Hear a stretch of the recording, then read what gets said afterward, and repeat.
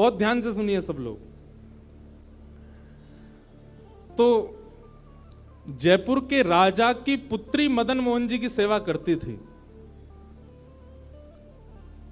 मदन मोहन जी कोई लाड़ लड़ाती, पूरे दिन उन्हीं को सजाती रहती, उन्हीं का श्रृंगार करती, सेवा करती। राजा स्वयं गोविंद देव जी की सेवा करते और उनकी जो पत्नी थी वो गोपीनाथ जी की, मतलब पूरा परिवार ही तीनों ठाकुर की सेवा करते थे। अलग अलग भवन में, अलग अलग महलों में ठाकुर जी विराजते थे। तो राजा की पुत्री का विवाह हुआ करौली राजस्थान में, जहां मदन मोहन जी अभी विराजते हैं।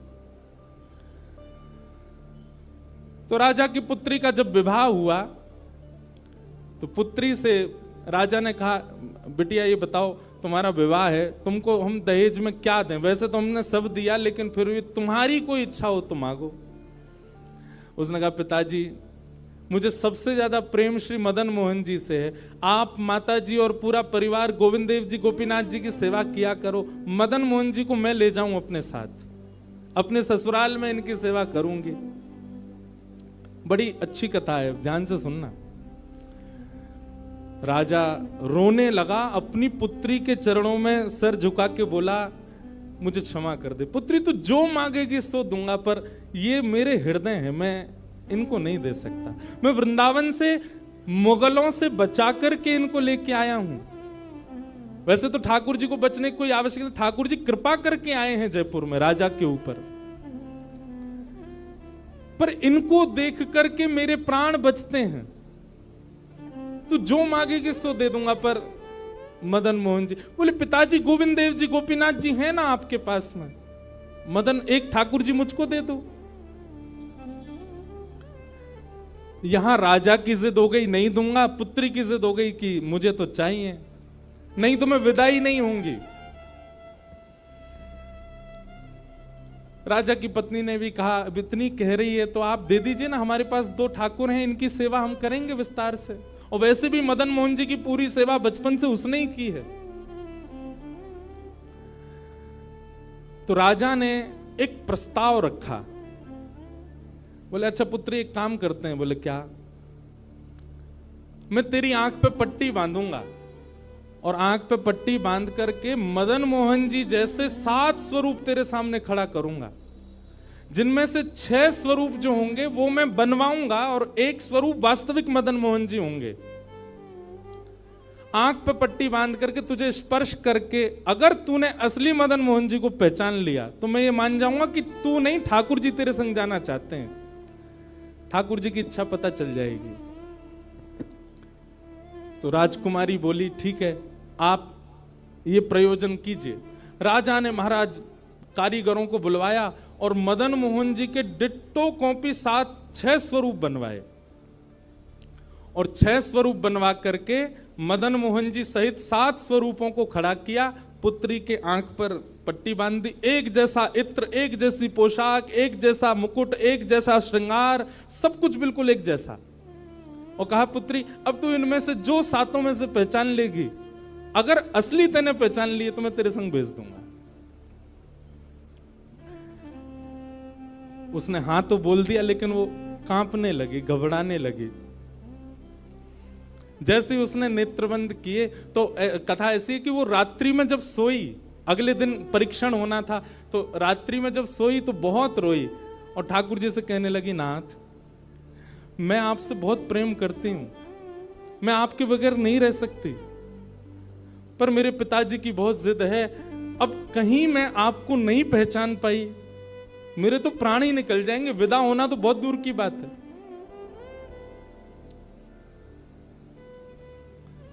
रुदन करते करते करते करते, बंधुओं एक मेरी बात बहुत ध्यान से सुनिएगा, कभी ठाकुर जी के विरह में यदि आपके अश्रु नहीं आए हैं ना, तो अभी आप भक्ति के भाव से बहुत दूर हो। आपको वृंदावन जाना अच्छा लगता है, वृंदावन में घूमना अच्छा लगता है, राधा राधा नाम ध्वनि पर झूमना अच्छा लगता है, कथाएं प्रवचन सत्संग बढ़िया लगते हैं, ये सब एक प्रथम सोपान, प्रथम सीढ़ी है। पर प्रमुख सीढ़ी तो भजन मार्ग या भक्ति पथ की विरह है। अगर वो आपके चित्त में कभी ठाकुर जी के लिए नहीं आया है तो अभी आप बहुत पीछे छूटे हुए हो। रात भर रोती रही और रुदन करते करते, नाथ मैं कैसे पहचानूंगी कि आप सत्य कौन से हो। मदन मोहन जी उसके स्वप्न में आ गए और स्वप्न में आकर के बोले, तू चिंता मत करे, तेरो ही मन ना है मोह ले जावे को, मेरो भी मन है रो तेरे संग जावे को। अरे जे सब मेरी सेवा तो करें, पर तेरी जैसी सेवा तो कोई करेगा ना, मेरो भी बड़ो मन है तेरे संग चलवे को। तो उसने कहा, तो नाथ कुछ कृपा तो करो। बोले हाँ मैं एक काम करूंगा। बोले कहा, तू सबरे स्वरूपन को जब स्पर्श करेगी ना, तो असली मदन मोहन जो मैं हूं, तू मेरे हाथन को स्पर्श करियो। तो हाथ कैसे? ऐसे। ठाकुर जी त्रिभंग लली ठाकुर जी हैं, तो ठाकुर जी बोले तू मेरे हाथन को स्पर्श करियो, तो जितने मेरे अन्य स्वरूप हैं 6 वो तो ऐसे ही रहेंगे, लेकिन जैसे ही तू वास्तविक मेरे सामने आवेगी, सो मैं अपनी इकन्नी उंगली उठा दूंगा, अपनी कोने वाली उंगली उठा दूंगा।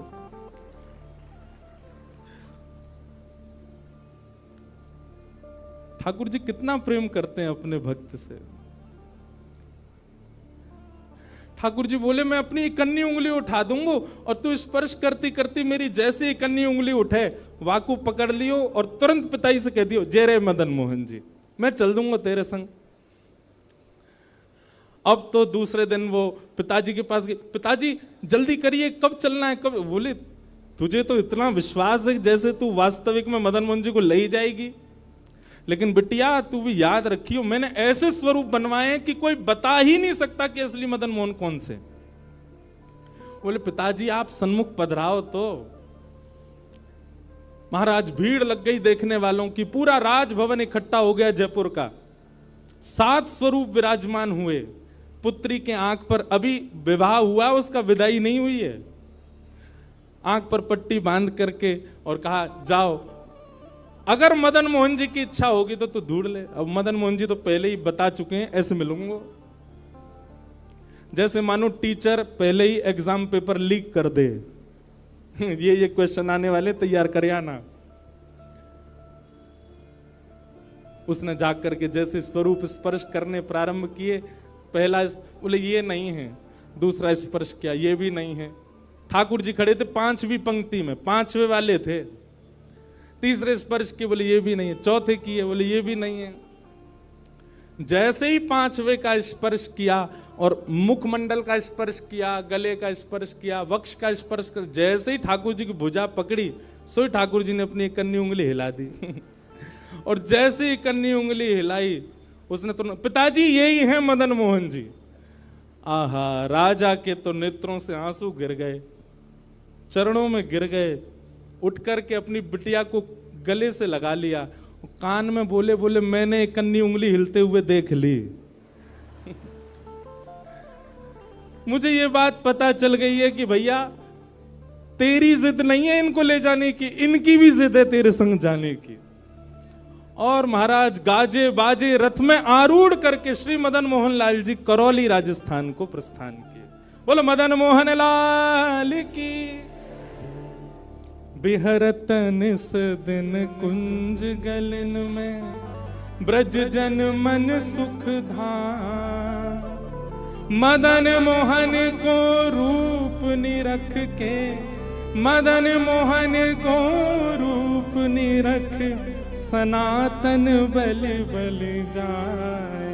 वृंदावन प्यारो वृंदावन, श्री वृंदावन मेरो। ये भैया ऐसे ही भजन नहीं बना है, ये ऐसे ही आपके झूमने के लिए कीर्तन नहीं, ये पूरा वृंदावन समाविष्ट करवा दिया हमारे गिरधरलाल जी ने एक ही पद में।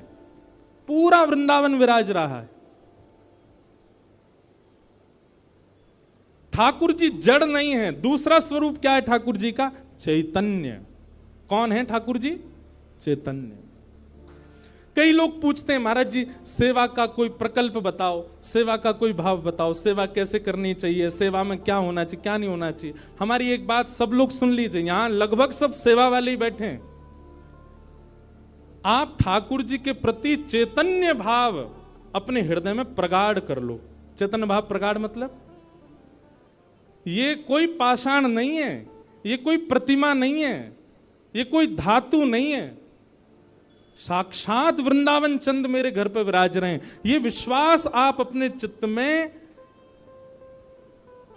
प्रगाढ़ कर लीजिए। बस आपके जिस दिन ये विश्वास प्रगाढ़ हो गया, अपने आप आपको सेवा सीखनी, किसी से पूछनी नहीं, अपने आप करने लग जाओगे। अरे मां को नहीं बताना पड़ता पुत्र की सेवा कैसे होती है, पत्नी को नहीं सिखाना पड़ता पति को कैसे पूछना है। सारे संबंध हम अपने आप सीख लेते हैं। तो ठाकुर जी से जो हमारा प्रेम भाव है, उसके लिए हमको पूछना क्यों पड़ता है कि कैसे करें, भोग कैसे लगाएं, सुलाएं कैसे, ये कैसे करें। शास्त्रीय बात पीछे है, पहले आप प्रेम भाव में तो आओ। ठाकुर जी अपने आप सिखा देंगे अपनी सेवा कैसे करनी।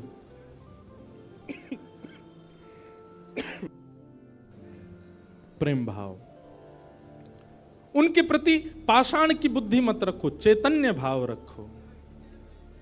जैसे आपके चित्त में चैतन्य भाव आया कि ये तो चलते फिरते उठते बैठते सब करते हैं, केवल मेरे सामने ऐसे खड़े हो जाते हैं मूर्तिमंत होकर के, मानो ये ठाकुर जी मुझसे कह रहे हैं कि तू अपनो इतना प्रेम मुंह को प्रदान कर कि मैं चलन लगूं, मैं फिरन लगूं। सब लोग एक बात याद रखिएगा,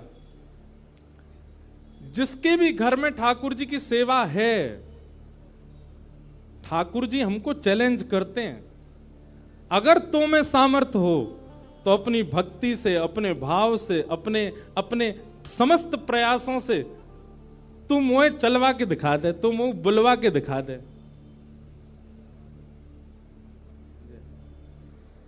बोलो गंगा मैया की जय।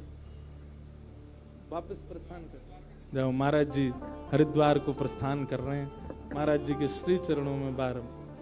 हाँ आऊंगा महाराज जी, मैं दिसंबर में आऊंगा जल्दी। बोलो गंगा मैया की जय। मैं क्या कह रहा था, ठाकुर जी हम आप सबको एक चैलेंज देके रखें कि तो में यदि सामर्थ्य हो, मुझे बुलवा के दिखाए दे, मुझे चलवा के दिखाए दे, मुझसे कोई लीला करवा के दिखा दे। मैं तो ऐसे ही बैठा रहूंगा लड्डू गोपाल बने, तेरे प्रेम में सामर्थ्य हो तो तू करवाए ले। जिस दिन ठाकुर जी हमारे घर आ जाते हैं, उसी दिन से हमारी एक चैलेंज हमारे ऊपर आ जाता है, हम में सामर्थ्य हो, ठाकुर जी बोल के दिखा दें, ठाकुर जी कुछ करके दिखाएं। लेकिन हमको भी संतुष्टि है, ऐसे हैं तो ऐसे ही बैठे रहें, हमको लगता है ऐसे ही रहें, इससे ज्यादा कुछ करें नहीं। इसलिए ठाकुर जी को भी लगता है जब इसके चित्त में ही भाव नहीं है तो मैं और लीला क्यों ही करूं। चैतन्य भाव चित्त में लाओ। जैसे एक बालक जन्म लेता है तो मां और पिता प्रतीक्षा करते हैं, अब ये कब बोलेगा, मां कब बोलेगा, पापा कब बोलेगा, ये चलना कब सीखेगा, ये स्कूल कैसे जाएगा, ये बड़ा होकर के जॉब करेगा, बिजनेस आदि आदि सब भाव। ऐसे एक सेवक साधक के चित्त में भी अपने ठाकुर जी के प्रति भावना होनी चाहिए, ये बोलेंगे कब। हम एक बधाई गाते हैं ना नंदोत्सव में, उस बधाई में एक पंक्ति गाते हैं, धन्य घड़ी जब होए यशोदा मैया कह के बोले, नूपुर बांध दो चरणन में घुट मन डोले, नूपुर बांध दो चरणन में घुट मन डोले, पकड़े बाबा की उंगरिया तेरो ललना जुग जुग जीवेरी यशोदा मैया तेरो ललना। स्वामी जी हरिदास जी जब सेवा करते थे ना, तो ठाकुर जी बिहारी जी ऐसे ही नहीं रहते थे जैसे हमको दिख रहे हैं। स्वामी जी जैसे ही कपाट करते थे, सोई बिहारी जी बैठ जाते थे, बंसी वंसी सब नीचे करके हाथ सीधे कर लेते। मैं तो हार गयो पूरे दिन खड़े खड़े। स्वामी जी तुम बार बार पर्दा करते रहे करो, इसीलिए बिहारी जी में बार बार पर्दा आता। क्यों? ठाकुर जी उतनी देर बैठ लेते हैं, क्यों? खड़े खड़े थक गए। बहुत भाव है पर्दा के, पर एक भाव यह भी है। तो स्वामी जी को अनुभव होता है, तो इसका मतलब क्या है? ठाकुर जी लीला करते हैं, पर अब क्यों नहीं कर रहे? हमारे भीतर स्वामी जी जैसा भाव नहीं है। श्री हरिराम व्यास जी के विराज रहे हैं ठाकुर जी बाबा के ठीक पीछे, जुगल किशोर जी। मुंह को तो रूप देख के ही पता चल जाए कौन से ठाकुर जी हैं। जुगल किशोर जी, इनके चरित्र में आता है कि एक बार कोई साधक वंशी दे गया, और वंशी देख करके बोला हरिराम व्यास जी जुगल किशोर जी को वंशी पधरा देना, नई सोने की वंशी है। तो आपने श्रृंगार करके जैसे ही वंशी ठाकुर जी के हाथ ऐसे ही रहते हैं, तो वंशी पोली उसमें जैसे ही प्रवेश कराई, ठाकुर जी के हाथ का जो छिद्र है वो छोटा पड़ गया, वंशी बड़ी, लेकिन ज्यादा बड़ी नहीं, नेक बड़ी, नेक।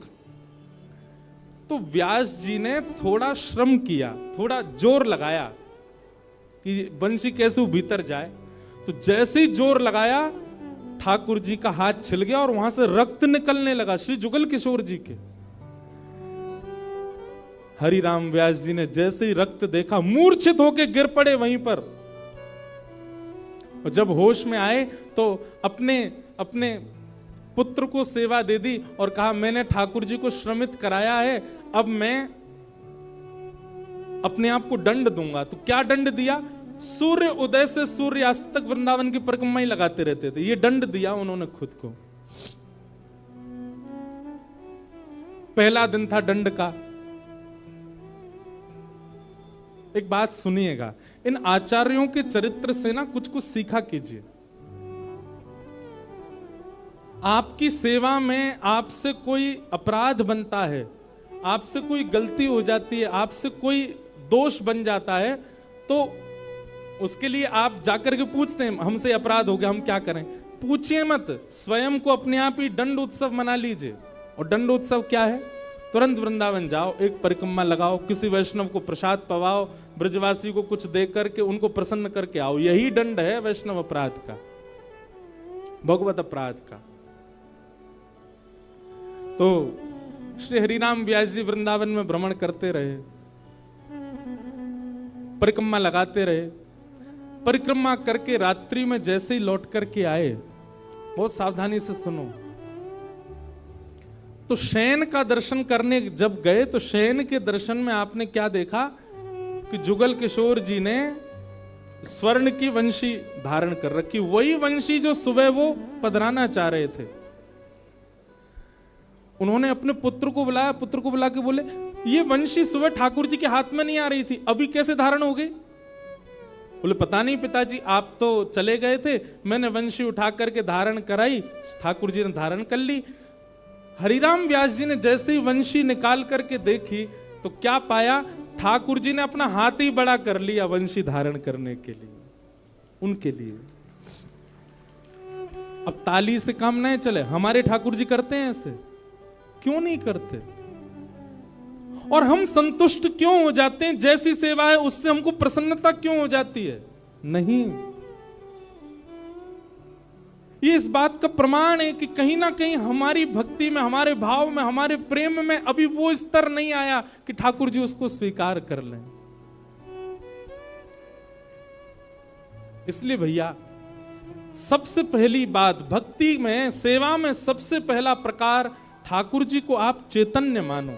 वो जड़ नहीं है, वो पीतल के नहीं है, वो अष्टधातु के नहीं है, वो मार्बल के नहीं है, वो साक्षात ठाकुर जी हैं, वो साक्षात चैतन्य है। उनके प्रति चैतन्य बुद्धि आपने धारण कर ली, अपने आप ठाकुर जी अपने आप लीलाएं कराना प्रारंभ कर देंगे। मुझको राधा रमण कर दो वैसा, मुझको राधा, नित्य की प्रार्थना होनी चाहिए ठाकुर जी से। रटू में तेरा नाम यूं आठों याम, रटू में तेरा यूं आठों याम, रटू में तेरा नाम यूं आठों याम,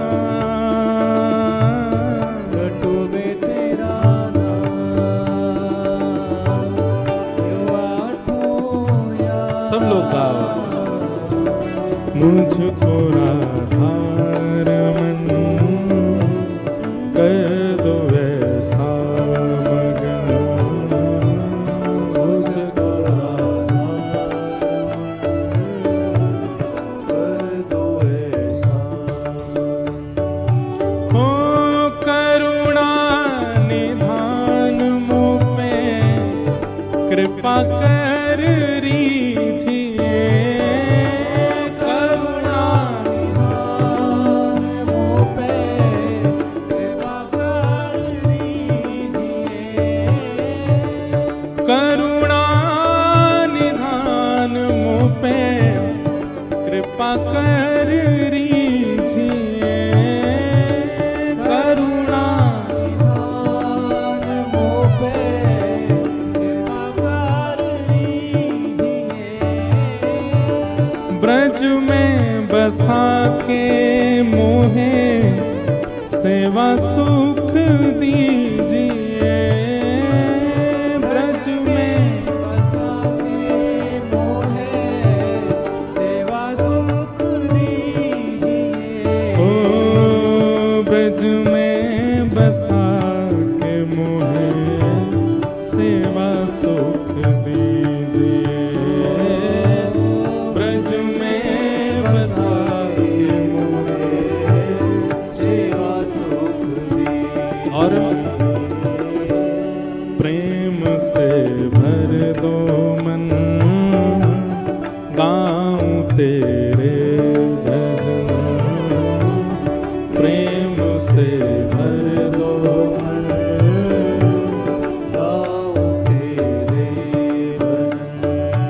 ओ रटूं मैं तेरा नाम यूं आठों याम,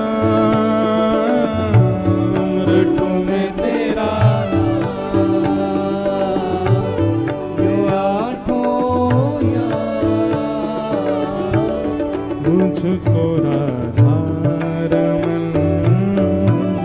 कर दो ऐसा मगन, मुझको राधारमण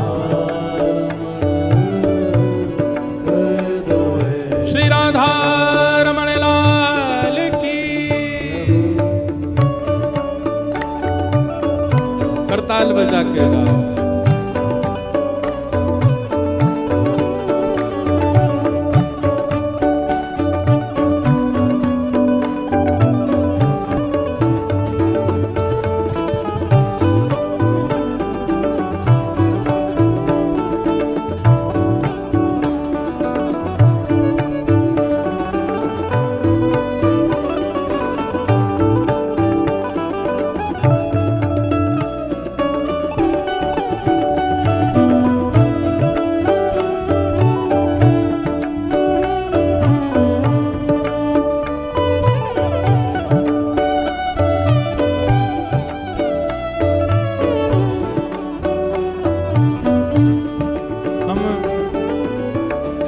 पर चर्चा कर रहे हैं कि ठाकुर जी को चैतन्य मानो, वे पाषाण नहीं है, वे पाषाण तो हमारे लिए बन करके खड़े हैं कि तू अपने प्रेम से मुझे चैतन्य बना। वो चैतन्य ही हैं और उसी भाव की पूर्ति इस पद के दूसरे भाव में, दूसरे अंतरे में होती है।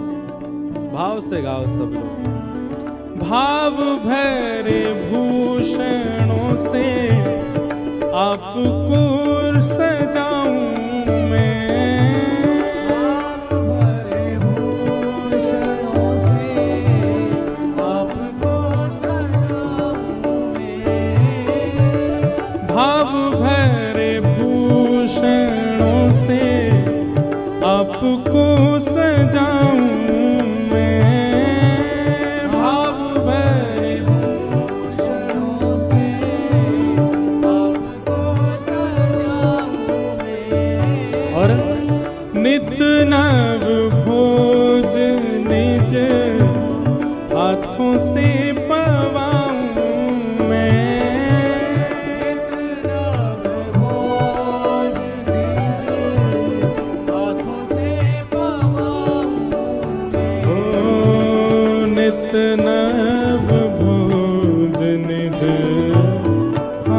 से पवाऊं मैं, इतना बोझ दीजिए हाथों से पवाऊं। भैया हम सबके लाल जी पूरे दिना खड़े रहे और कोई के लड्डू गोपाल हैं तो पूरे दिना बैठे रहे, उनके पामन में दर्द ना हो तो ऐसी भावना हमारे चित्त में नहीं आती कभी। नित्य की सेवा में एक काम किया कीजिए, रोज रात्रि अपने ठाकुर जी के चरण जरूर दबाया कीजिए। सिंथेटिक नहीं पर असली वाला इत्र मंगाइए, थोड़ा महंगा आएगा, मंगवाओ ठाकुर जी की सेवा के लिए, और चरणों में इत्र लगा करके और फिर बड़े धीमे धीमे उंगलियों से। अच्छा एक बात और है, हमारे पुष्टि मार्ग के आचार्य कहते हैं ठाकुर जी की सेवा में अंगूठा का प्रयोग नहीं होना चाहिए। क्यों? कहीं भी जोर लगाना होता है हम अंगूठा का ही प्रयोग करते हैं। ठाकुर जी की सेवा में अगर आप अंगूठा लगाते हो ठाकुर जी को पीड़ा होती होगी, लग जाती होगी, इसलिए उंगलियों से सेवा का ही निधान होना चाहिए। कहीं उठा करके भी रखें तो अंगूठा से ठाकुर जी को बड़े आराम से स्पर्श करना चाहिए। शास्त्र हमारे आचार्य तो ऐसा कहते हैं कि अगर आपने अंगूठा का प्रयोग किया भी है तो श्रृंगार के बाद ठाकुर जी का एक अलग से भोग लगाओ। किस बात का? श्रम भोग। ठाकुर जी आपको दर्द हो गया होगा, हमने अंगूठा से दबाया आपको, इसलिए मंदिरों में श्रम भोग आता है। बेचारो बहुत हमारो ठाकुर वृंदावन को बड़ो हल्को सो नेक में हार जाए, नेक जोर ते सर दबाए दो, हाथ दबाए दो, पाम दबाए, थक जाए इतने में तो श्रम भोग लाओ। नित्य रात्रि में ठाकुर जी को शयन से पहले चरणों में इत्र जरूर सेवा किया करो। श्रृंगार कोई कर जाए, भोग कोई बनावे, पर रात्रि शयन तो सेवक को स्वयं कराने चाहिए। दाबु तुम रे चरण करो जब तुम शयन, दाबु तुम रे चरण करो जब तुम स्वयं, ओ दाबु तुम रे चरण करो जब तुम शयन, दाबु तुम रे चरण करो जब तुम स्वयं। ओ रटू में तेरा नाम यूं आठों याम, रटू में तेरा नाम मैं आठों याम, रटू में तेरा नाम यूं आठों याम, रटू में तेरा नाम यूं भाव से मुझको राधार कर दो ऐसा, मुझको आधार कर दो ऐसा, ओ मुझको राधार कर दो ऐसा, मुझको आधार कर दो ऐसा। ओ